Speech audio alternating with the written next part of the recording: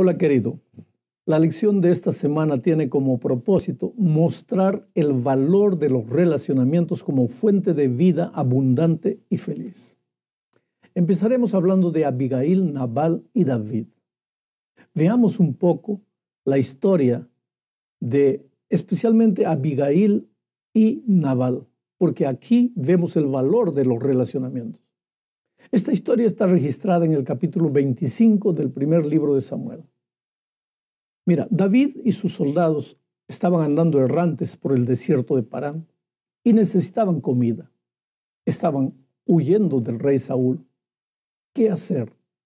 El lugar más próximo donde podrían encontrar ayuda era la región del Carmelo. Allí vivía Nabal, un hombre muy rico. Entonces David envió a 10 jóvenes soldados para pedir ayuda a Nabal. Un poco de comida no iba a dejar más pobre a aquel hombre rico. Por otro lado, David había sido generoso con los pastores de Nabal cuando sus ovejas pastaban en sus tierras. Él había protegido a los hombres de Nabal. ¿Por qué no podría ahora ayudarlo? Pero se engañó, porque Nabal fue insensible al pedido de David. La soberbia y el orgullo cerraron sus oídos y preguntó: ¿quién es David para que yo lo ayude? Esta pregunta no denotaba desconocimiento, sino desprecio. Nabal conocía el origen humilde de David. ¿Por qué debería atender entonces al pedido de un perseguido? De nada sirvió que los propios hombres de Nabal le explicasen que David había sido generoso con ellos cuando ellos pastaban sus ovejas en las tierras de David. Nabal oía, pero no escuchaba. No entendía. El orgullo, querido, el orgullo ensordece. Porque tú piensas que eres el único que tienes la razón. Solo que tú piensas que lo único que vale es lo que tú piensas y no quieres escuchar a nadie. ¡Qué tragedia! Nabal es el típico personaje de pésimo relacionamiento. Podría haber atendido el pedido de David, o por lo menos podría haber sido delicado y cortés al decir que no podía ayudarlo, pero fue malcriado y prepotente. La historia continúa relatando que cuando los jóvenes volvieron y contaron lo que había sucedido, David se enfureció y decidió destruir a Nabal. Armó a todos sus soldados y decidió acabar con Nabal y con toda su familia. Fue ahí que apareció Abigail, la esposa de Nabal, porque uno de los pastores corrió a Abigail y le contó lo que estaba sucediendo.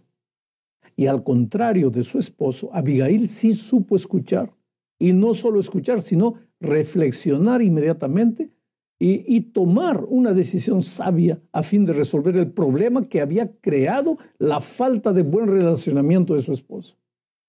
¿Qué hizo Abigail? Los soldados de David venían con el propósito de destruir a su familia, entonces aparentemente ya no había nada que hacer. Pero Abigail preparó alimentos y se dirigió al encuentro de David y le pidió disculpas por la ingratitud de su esposo. David venía enojado, acompañado de sus soldados y dispuesto a acabar con Nabal y con su gente, pero Abigail fue al encuentro de David, se arrodilló delante de él y lo trató de mi señor. Ahora, lo que necesitamos aprender es cómo el éxito o el fracaso en muchas circunstancias de la vida depende de la manera como te relacionas con las personas. Nabal casi lo arruinó todo. Por el contrario, Abigail lo solucionó todo. Ahora, ¿cuál fue la diferencia entre ambos? El relacionamiento. Mientras que el esposo fue malcriado y prepotente, la esposa fue mansa, tierna y gentil. Te digo una cosa, en la vida no basta tener talento. Hay que saber relacionarse bien. Y solo Dios puede ayudarte a reflejar su carácter y a relacionarte bien con las otras personas.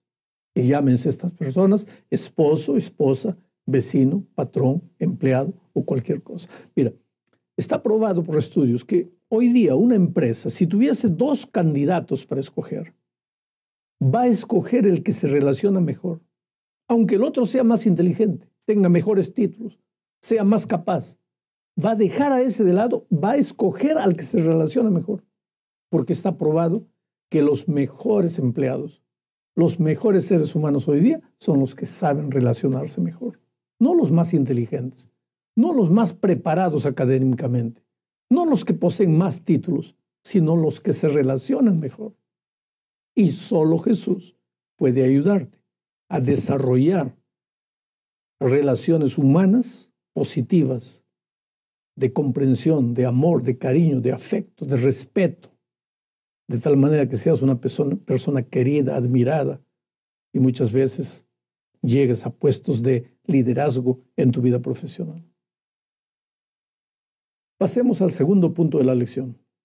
Para esto necesitamos leer lo que dice Primera de Pedro, capítulo 3, versículos 8 al 12. Dice así: finalmente, sed todos de un mismo sentir, compasivos, amándoos fraternalmente, misericordiosos, amigables, no devolviendo mal por mal, ni maldición por maldición, sino por el contrario, bendiciendo, sabiendo que fuisteis llamados para que heredaseis bendición, porque el que quiere amar la vida y ver días buenos, refrene su lengua del mal, y sus labios no hablen engaño.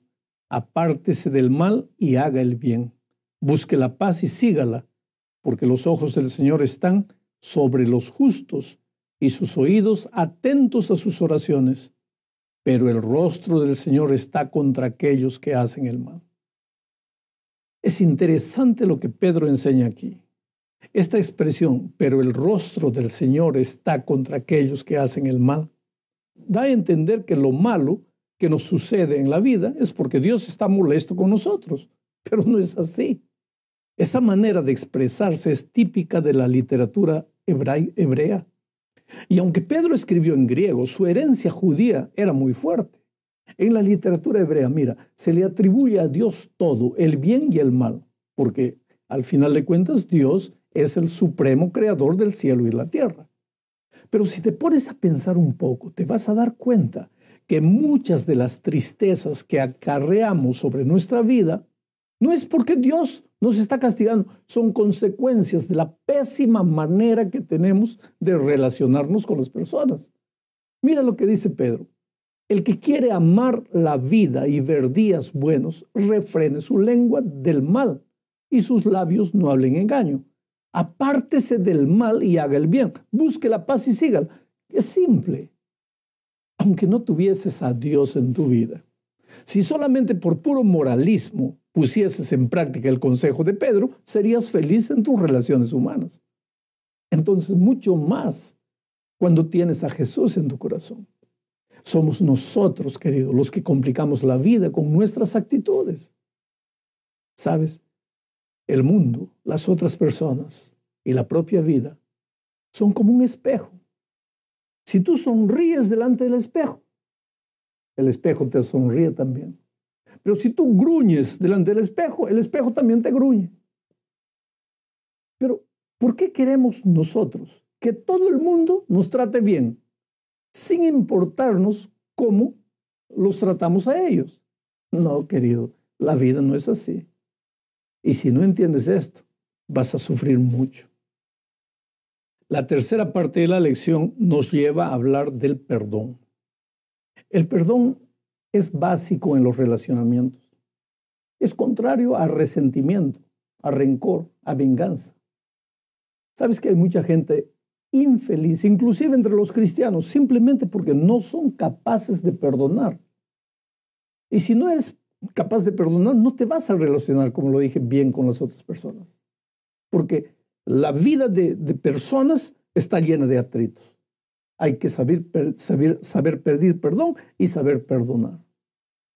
Hasta no hace mucho tiempo, nadie se interesaba en hablar mucho del perdón. Es más, se relacionaba el perdón solamente con asuntos religiosos que tenían el propósito de resignar a las víctimas. Por otro lado, muchos piensan que es difícil de alcanzar el perdón. Pero hoy, cada vez más, las personas descubren los beneficios del perdón y buscan fórmulas para alcanzar perdonar. Entre los beneficios del perdón están, por ejemplo, mejor salud. Las investigaciones muestran que el resentimiento aumenta la presión sanguínea, baja las defensas del organismo, fomenta la depresión y causa mucho estrés. Otro beneficio del perdón es una prevención contra el cáncer. Se ha demostrado que el cáncer tiene como punto de partida aflicciones o traumas no resueltos y acontecidos entre 5 y 7 años antes de que se declare la enfermedad. El perdón puede interrumpir el avance de la enfermedad en el cuerpo. Otro beneficio, más fuerza, porque se consume mucha energía, mucha fuerza para mantener reprimidos sentimientos como la ira, la culpa, el resentimiento, la decepción, el deseo de venganza, etc. Cuando tú perdonas, liberas una increíble cantidad de fuerza que queda disponible para invertirla en crear una vida feliz. Otro beneficio, mejores relaciones. Cuando perdonas, te sientes mejor. Te resulta más fácil convivir con las personas. Tus relaciones mejoran increíblemente. Otro beneficio, más libertad. El perdón te libera del dolor del pasado y de la basura emocional. Mira lo que dice Pablo en Efesios 4:32. Antes sed benignos unos con otros, misericordiosos, perdonándoos unos a otros, como Dios también os perdonó a vosotros en Cristo. Oh, mi amigo, la única manera de aprender a perdonar es ir a Jesús, llorar a sus pies, decirle que no puedes y permitir que el Señor haga reflejar su carácter en tu vida. Nada más. No hay otro camino. Pero para que puedas ir a Jesús tienes que entender que el no perdonar es una tontería. Porque si tú no le hiciese mal al otro, bueno, alguna ventaja tendrías en no perdonar. Pero cuando tu perdón o tu no perdonar no le hace mal al otro, te envenena el alma a ti. Ahora, sé inteligente. Perdona hasta por amor a ti mismo, mucho más cuando la gracia maravillosa de Cristo habita en tu corazón. En la cuarta parte de la lección analizaremos el consejo de Santiago, que está registrado en Santiago, justamente capítulo 5, versículo 16. Dice: confesaos vuestras ofensas unos a otros y orad unos por otros para que seáis sanados. La oración eficaz del justo puede mucho. Para que seáis sanados. Debemos perdonar, debemos confesar nuestras ofensas para ser sanados. ¿De qué? Como ya vimos, el guardar resentimiento, amargura, rencor, solo envenena el alma del que no puede perdonar. Por lo tanto, hay que abrir el corazón. Hay que decir lo que se está sintiendo. No sé si te has dado cuenta, pero muchos hogares fracasan porque los esposos quieren decir cosas y se reprimen, no dicen. Y cuando lo dicen, lo hacen en un momento de rabia y eso, querido, en lugar de ayudar, al contrario, hiere a la otra persona y la pared entre la pareja aumenta. En cierta ocasión me buscó una persona y me dijo lo siguiente: pastor, hay un hermano en la iglesia al que yo no puedo ver. Yo no le hice nada, pero desde la primera vez que lo vi, sentí que era una persona orgullosa. Me miró con desprecio, no me saludó. No sé qué es lo que tiene contra mí, pero a veces creo que la mejor solución es cambiarme de iglesia para no verlo más. Mi respuesta fue: ore por él con toda su alma, deseándole de corazón lo mejor. Pida lo mejor para él.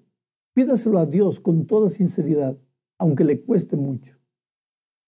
Me va a costar sangre, pastor, me dijo, pero lo voy a intentar. Y se fue.